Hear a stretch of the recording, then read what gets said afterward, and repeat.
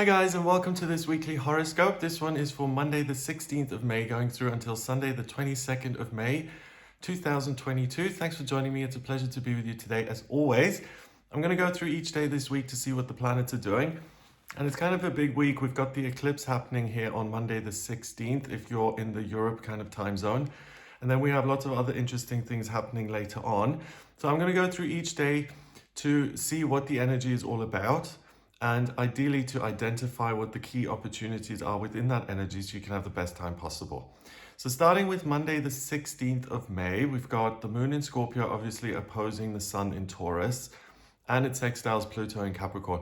So the opposition between the sun and the moon, that's this eclipse here. It's a total lunar eclipse. It's also a blood moon. It's going to look amazing. And I was thinking about this yesterday actually. You know, we have eclipse season, don't we? Like twice a year. Like here now in the spring, summer, and then later on in the year. And to me, and kind of the tarot reading yesterday with the Hierophant with the sun behind him kind of prompted me to think like this. It's almost like we're repoling the situation. It's like it's being, you know, the magnetic poles are almost changing. It's like one eclipse season focuses on this and puts a lot of focus and emphasis on a certain type of energy. And I made a separate video on this eclipse. This one is very much about identifying what you want and how you can then change your life based on your feelings and your needs and your desires. And then the eclipse energy is kind of contained for 6 months, so it hangs around for 6 months until the next eclipse season when different things are kind of supported and the magnetic energy is kind of focused on that area of life. So I find that very interesting. If you want to know a bit more information about the eclipse, have a look at that separate video. It is a major opportunity. And, you know, I try and look at opportunities and the way to make the most of energy all the time. But what I was thinking as well when I was writing this is that we get a lot of opportunities in life to make major changes, right? So these windows of opportunity open and we feel inspired to do something else, or we get some new ideas. And then, I mean, I'm just talking about myself personally. A lot of the times, those opportunities aren't taken. It seems like too much effort or too much work or unlikely to succeed. So it's like, okay. And then sometimes you can almost feel the opportunity kind of saying, bye, I'm going now. I'm closed down again. And then another one appears like days or weeks or months later. But this one, with the eclipse and the full moon and all of that stuff, this is really perfect because you identify what you really, really want, but then you're also given the energy and the fuel to actually then do something about it without torturing yourself and saying, oh, I can't, you know. So if you want your life to change significantly, and I think at certain stages of our experience here on planet Earth, we all have that sense. I want things to shift meaningfully. I want things to look completely different. Then this eclipse is really all about that. Just saying. Okay. The moon enters Sagittarius at 1:50 in the afternoon. And that's where I feel a lot of this energy comes from, because Sagittarius is the centaur. It's a fire sign. It's about exploring and adventure and uncharted territory, that kind of stuff. And it's ruled by Jupiter, the lucky planet. So these adventures that you go on, these new endeavors, are supported by a major benefic, a majorly positive energy that exists within the chart. The Sagittarius moon then also opposes Mercury in Gemini. Mercury is a communication planet, and remember that is in retrograde at the moment until the 3rd of June. So Mercury in Gemini in retrograde is pretty epic in the sense that you're really able to look within. And that's why this is such a great opportunity, because all these things conspire together to allow you to really see clearly in here and then to feel the strength and the power to do something in the physical world. So the Sagittarius moon with this opposition to Mercury in Gemini, just make sure that the information you're acting on is correct. So double check everything. And it also trines Jupiter in Aries. And Jupiter in Aries I like a lot because it's kind of this energy of anything is possible. If I want it, then it can be done. It's really the epitome of a can-do positive attitude. But Jupiter is excessive, right? It makes everything much bigger than it usually is. And it takes this to the next level where you're wanting to just get on and do things, even if you haven't done your homework. It's this desire to, I want to make things happen. I want things to be different because I'm bored, and I don't care if circumstances are right or if we've prepared. I just want it to happen. You know, like, so it's the difference between a wedding where you've planned with the caterers and the event people and the bar staff and the seating things are all there, versus on Wednesday saying, hey, let's get married on Saturday and let's just kind of wing it. Then the guests aren't going to be as comfortable. The whole experience isn't going to be as structured and pleasant and organized. So it's that kind of thing. So on Monday the 16th, I think is a really life-changing opportunity, like I've just said. It's followed by this sense of enthusiasm via the moon in Sagittarius. And with Mercury in Gemini, because Mercury in retrograde is challenging enough, right? But it rules two signs. It rules Gemini and Virgo. So if it's in retrograde in one of the signs it rules, I feel it has additional powers. So it's great to understand yourself and what's going on internally. It's not so great when it comes to the post being delivered and you know, a fuse being blown and the electric going out. It's just a headache. It's just a pain. So make sure that all the facts are in place. That's super important before doing anything, because like I mentioned, you've got kind of Jupiter in Aries on your back, kind of pushing you to just leap into anything that seems new and exciting. On Tuesday, the 17th of May, we've got the Sagittarius moon forming a square with Mars and Neptune in Pisces. That's really nice. Like, Mars is the soldier. In Pisces, he's much gentler than usually Mars rules Aries, right? So it's the planet of ambition and drive that says, I want to get things done. First sign of the zodiac, it rules. Here, it's in the 12th sign of the zodiac, the last one. So Mars is kind of muted here, and I'm ambitious to discover what's going on spiritually. It's not so interested in the physical world. So that actually helps all of us here with Mercury being in retrograde. At least you've got Mars in Pisces on your side internally saying, does it feel right? Does it make sense? Check before you leap. Neptune in Pisces is the water planet of dreams and intuition. So that forming a square between the Sagittarius moon. Things on your journey, the things you're pursuing at the moment, you may see signs, or you may be prompted to look at information that you hadn't seen before. So again, I'm sorry I'm going on and on and on about Mercury retrograde, but that's the blessing of Mercury retrograde, that we can see things from a different perspective. So if there's information that you've dismissed in the past as boring or whatever, then here during this Mercury retrograde and with Neptune in Pisces, you may see something that really captures your imagination and you may be fascinated by it. The Sagittarius moon also trines Venus and Chiron in Aries, so personal healing and doing something for yourself seems to be somewhat healing. Expressing yourself. Venus in Aries, I want to have what I love. Okay, that's interesting. Oh, so the Jupiter in Aries and Venus in Aries energy, it gives you a lot of courage, right? Because there's this excessive kind of nature to just take a leap and to just make it happen. Sometimes that's required. And particularly what I'm getting is in the area of love and relationship, if you have a desire, if you have a whim, if you say, I want to go talk to this person who I don't know, but I find them interesting, or I want to see what they're all about, or I want to do something spontaneous with my partner, those are the things that are going to work out really nicely and they're going to be super enjoyable. The Sagittarius moon then also sextiles Saturn in Aquarius, and it quincunxes Uranus in Taurus. So you're willing to learn and you're willing to work with change. So easygoing, nice, you're not digging your heels in at all. Mars in Pisces then conjuncts Neptune in Pisces. Conjunction is when they sit on top of each other, and I've spoken about them before, but Mars to me seems like the soldier, this kind of guy in his 20s, 30s. Neptune in Pisces seems more like the hermit to me, like an older man who's been there, done that. So the two are a really nice pair where they can kind of teach each other. And it's like, is this real on a spiritual level? Does it sit right with me? And do I want to do something about it? So it's the older man counseling the younger man, saying, don't screw up. Think before you act. Don't overdo it. So with this, I think that your focus on kind of what needs to change in your life, what you want to be doing, that really becomes an earnest desire. And it's this thing I mentioned a moment ago. It's I want to use this opportunity before it fades off. I really, really genuinely want my experience here to look different.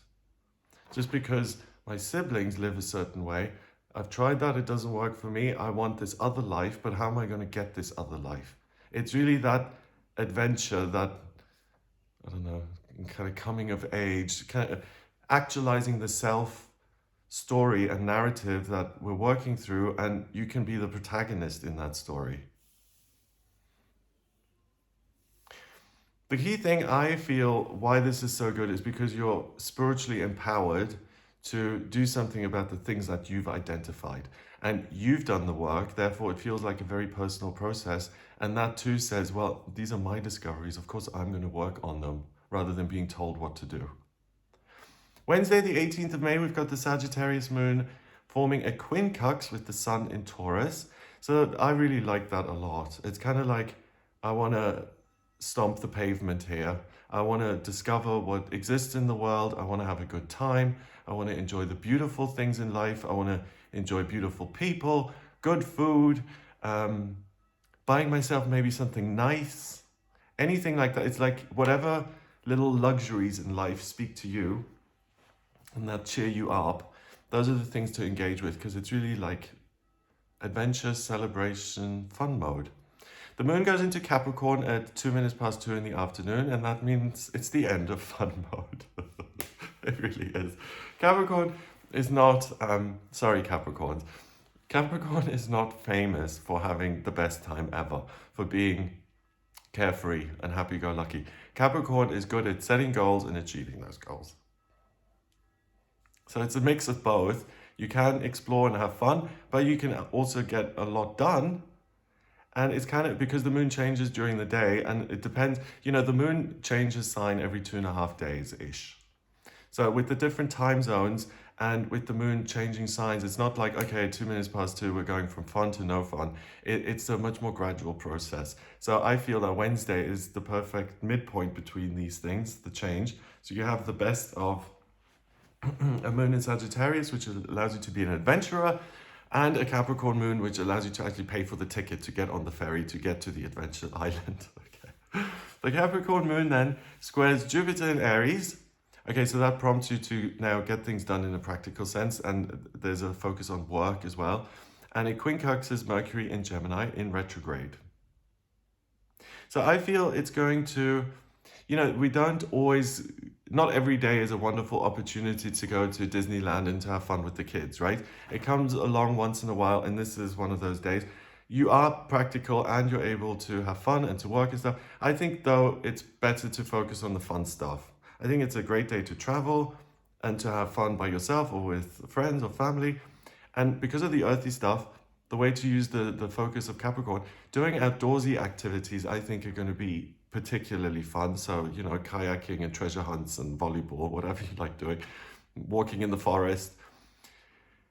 The thing about the work stuff is the second reason why I don't think it should be the day's top priority, because I think there may be an issue at work that comes up, and that will actually, a few hours later, turn out to be a non-issue, and it will resolve itself, and it doesn't really need your attention. So things are kind of taking care of themselves a bit, so why not enjoy and make the most of the day. Thursday, the 19th of May, we've got the moon in Capricorn forming a square with Venus and Chiron in Aries. So that kind of puts the scrutiny thing on you, and it says, hey, you owe it to yourself to make progress, to have a good time, and to pursue the things that feel healing to you. And if you don't do that, then feel bad. Or feel disappointed in where you're at. It's kind of like the self-criticism comes in a little bit. Saturn rules Capricorn, right? And Saturn is, these are the rules. This is the structure. This is what you can rely on. It trines Uranus in Taurus, Capricorn moon that is, and it sextiles Neptune in Pisces. So again, the thing I really like is that you're adaptable. You're not like chomping down and saying it's going to be my way or nothing. You're like, okay, let's mediate, let's go with the flow here. And then Neptune and Pisces, you intuitively sense what works for you and where the opportunities are. It's kind of like, when you go on those little, if you go to a scary house at a theme park, they put you in a little train thing that goes super slowly and they drive you through, and then things jump out at you, scary ghosts and like, zombies and stuff. And it's kind of it's kind of like being on a dream journey and seeing things as you go. That's the image I'm getting. The Sun in Taurus trines Pluto in Capricorn. So again, I'm strongly being told that it's about enjoying the beautiful things in life rather than trying to firefight when it comes to your work. That's a really strong sense I'm getting, that work here in the middle of the week may have blips and challenges and things, but to try and problem solve is a bit of a waste of your time, because I feel that these things are influenced by Mercury in retrograde, and a lot of them will appear to be problematic, but in reality aren't. So if you spend 12 hours undoing a problem that isn't really there, then I think that's a waste of time. Mercury in Gemini also sextiles Jupiter in Aries. So Thursday the 19th, I really want to put my foot in it. I want to ask the wrong questions that are going to offend people. I want to be bossy and pushy. You're likely to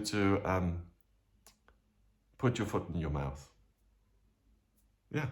You may get it wrong. You may read the situation wrong and say things which, I don't know, you may think are hilarious and funny, but which the other people may not share that opinion. Okay. So, in terms of the Capricorn Venus stuff, it's a good straightforward day where you can get a lot done in a short period of time. Personal healing, using your intuition and getting creative, they're all really, really supported by this astrology, and they're going to feel meditative.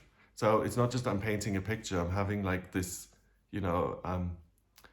roller coaster of discovery as I'm drawing, and I'm getting all these insights. I really love that. Exercise caution when intervening in a situation, or when just talking without with no filter or not thinking about what you're discussing. And basically think before you jump.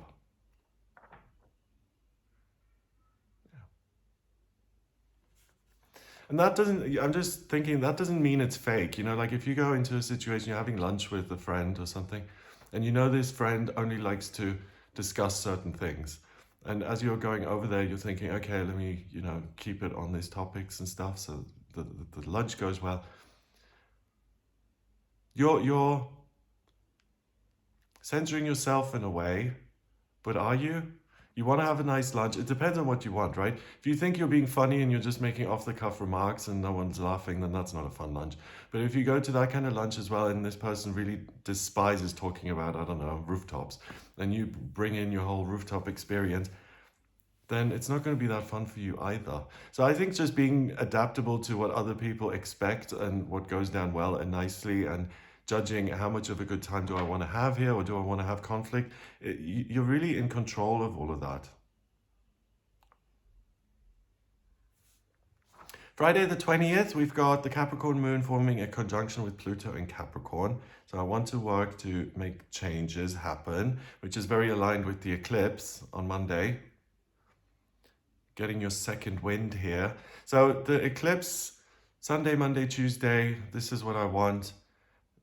Tuesday, Wednesday, Thursday, I'm starting out, but I'm also kind of taking time to enjoy life and stuff. And then Friday, it's back to work and saying, these are the things I want to change in future. The Capricorn moon then trines the Sun in Taurus, and it sextiles Mars and Neptune in Pisces. So we've still got the good advice of your intuition, helping you to make changes which are positive and on point and that feel good and that are accurate. The moon enters Aquarius at 2:53 in the afternoon. So the moon in Aquarius is very inspired. It's about ideas and communication, being a humanitarian, being of service to other people. The Aquarius moon then trines Mercury in Gemini. Ooh, red flag. If you think you know what's best for someone else and you're going to tell them, you may get the wrong end of the stick. You don't know the whole story. Your advice may not be solicited. That's the thing to watch out for. And it's a bit more serious than just making a dumb joke at lunch, I think. If someone really is struggling and you go in there guns blazing saying this is what you should do, that can be problematic. And then not only does the Aquarius moon trine Mercury, it also sextiles Jupiter in Aries. This inflated sense of you must go and leap and jump. So Mercury, get it wrong. Jupiter, jump no matter what. And Aquarius have all of these ideas at the same time. You're not overly focused. What is good is that with all the Capricorn stuff and Pluto, you can feel super strong and grounded and do very well when you're actually working towards something concrete and practical. You're super productive. What you're not so good at is floating up in the land of ideas and sorting the good from the bad. What you can do as well in a practical sense is check your to-do list and see what you can cross off. You will be super productive and get a lot done. The Aquarius energy, that may inspire you to have some new ideas, or it may give you a specific idea for a new invention or a new business, or you find yourself interested in a new subject. It will benefit you if you take these ideas seriously. And again, it brings me back to that topic of certain windows of opportunity opening up, right?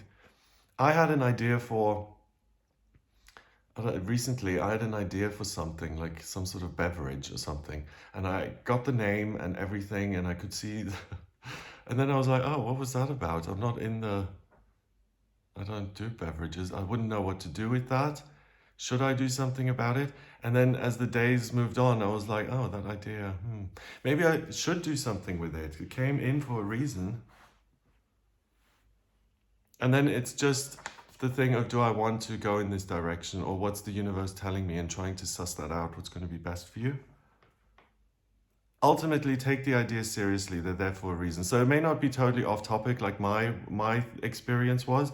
It may be within what you're already doing, or it may be something totally different. Do consider it and see if it has merit and if it's something you want to do, and then consider that in earnest. Again, earnest being the big word. Saturday, the 21st of May, the sun goes into Gemini at 3:23 in the morning. It goes into Gemini the day before if you're in a different time zone, especially west of Europe. Later on in the day, east of Europe. I really like this time of year, and astrology is based on the Northern Hemisphere, right? I'm in the Northern Hemisphere, and here in May, it's getting warmer, flowers are out, people are doing stuff, talking to each other, little events. It's kind of very outdoorsy, happy, positive, kind of let's bask in this new warmth and light kind of energy. Gemini in astrology is about communication and looking at both sides of what's going on, providing something that's new, looking for opportunities that only you can see and kind of work your way through. It's a very optimistic sign, I feel. But we do have Mercury in retrograde. So if there's an overweening sense of I'm right because I'm me, so I don't need to do my homework or check things, another red flag. Aquarius moon squares Uranus and Taurus, and sextiles Venus and Chiron in Aries. So this is one of my ideas, really has merit, and I want to do something with it. The sun in Gemini conjuncts Mercury in Gemini. So there may be a faulty idea about yourself that comes in. If something doesn't go right, or if something doesn't go the way you planned, there may be a tendency to say, oh, I'm at fault here. When you're pointing your finger, right, then 3 fingers are pointing at you. So if you're pointing this way, then 3 fingers are pointing outside of you. So I'm saying that don't be so quick to blame yourself. Instead, try again and stay productive and constructive. So on Saturday, with all this Gemini energy, you may discover some new information or become aware of new voices, writers, podcasters, other people who now kind of come onto your grid where you become aware of them. And those new voices may serve to inspire you. There's a type of brainstorming going on cosmically, and a lot of it will appear in the public in some way on Saturday the 21st. New ideas, new things that are being said. It's a very Mercury retrograde day, I feel, Saturday, that allows you to see things from a different perspective or to change your opinion about certain things and to see them very differently. Finally, on Sunday, the 22nd of May, 22 master number of the builder, the Aquarius moon conjunct Saturn in Aquarius, so you can really get your teeth into some information which is going to help structure your life and future. The moon goes into Pisces at 5:49 in the evening, so sensitive and spiritually connected and creative and healing. The Pisces moon squares the Sun and Mercury in Gemini. Your intuition allows you to... It's kind of the fail-safe mechanism that if you're not checking all the details and doing your homework, then your intuition is going to say, hello, 1 second, I don't think you read that, check it again. It's kind of like it protects you from making communication mistakes. The Mars in Pisces sextiles Pluto in Capricorn. Oh, so Mars is being very promiscuous here. He's gone from his old buddy, Neptune, the hermit, and now he's hooked up with Pluto. Another older man in Capricorn. So Mars and Pisces and Pluto in Capricorn. Mars is still focused on the spiritual truths, what makes sense. But now that he's hanging out with Pluto in Capricorn, Pluto is the guy who says, listen, I've got experience. I've done all these things before. I've made these changes. I'm going to mentor you in a practical sense. So it's not just about understanding and reflecting. It's now integrating those ideas and doing something with them. Yeah, nice couple. I like them. Mercury retrogrades into Taurus on Sunday, the 22nd of May, because Mercury appears to be going backwards, right? So it's moving backwards into the sign of Taurus. It'll then hover around and go direct and go back into Gemini later on. But Mercury in retrograde in Taurus is going to make the physical world seem different now. So this whole week you've been able to enjoy the little luxuries in life and to have fun and to enjoy the nature and, you know, things outside. They may not feel as warm, is what I'm getting. I think Sunday, with it being 22 master number of the builder, right? It's a major opportunity to learn and to pursue a genuine new interest. And that new interest, like for instance, if I'm interested in astrology and I start a course on it on Sunday the 22nd, then astrology is going to feature largely in my future, whether I become an astrologer or whether I use it to check my own things. If I'm interested in physics, then physics is likely to be a part of my future. So look at what you want to learn about on Sunday. It's going to be important. So different areas of learning. You've got spiritual, science, physics, metaphysics, education in general. How can I acquire more knowledge, more learning? Especially things that seem like uncharted territory where you know very little. And pursue that for new ideas. It's going to not only be a feature of your future. So if you decide I want to learn astrology today, I'm saying that it's going to go somewhere, right? You're going to be doing that for a while. But also it's going to provide you answers on your own journey through life. So it works in two ways. Does that make sense? Yeah. Okay, so that's what I get for you here for this lovely week. It looks really nice. I'm looking forward to this. I hope you have a wonderful week. If you'd like a personal reading with me, please do get in touch with me via my website. It's gregoryscott.com. On the front page, click on Book Your Reading to order your reading with me. In my personal readings, I use astrology, numerology, and the tarot. I combine all three. So to draw up your birth chart, I need your place of birth, date of birth, and time of birth. If you don't have the time of birth, then order a chart rectification with me, please. That's a process where I work out your time of birth. Once I've got that info, I draw up a snapshot of the sky at the moment you were born. I see where all the planets were, how they interact, and what that says about you. And if you have any questions, then I can really answer them by looking at your chart. It's amazing.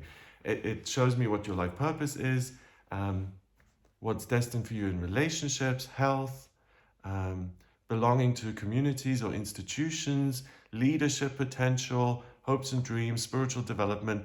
If you have any questions at all, I can look at them via your birth chart. And to look at what's coming up in future, over the next couple of weeks, months, years, I look at your progress chart, your transits, and if it's around your birthday, also a solar return chart is really good because it gives me the themes for the coming year. I also use the tarot then as I go. So if you have any questions at all, please do get in touch with me before a reading. If you like this video, give it a thumbs up, please hit subscribe and share the video online. I will speak to you for the daily tarot readings, the special astrology videos I do on the eclipses, new moons, full moons, that kind of stuff. And I hope you have a lovely week here, and I will speak to you next week. All the best. Take care.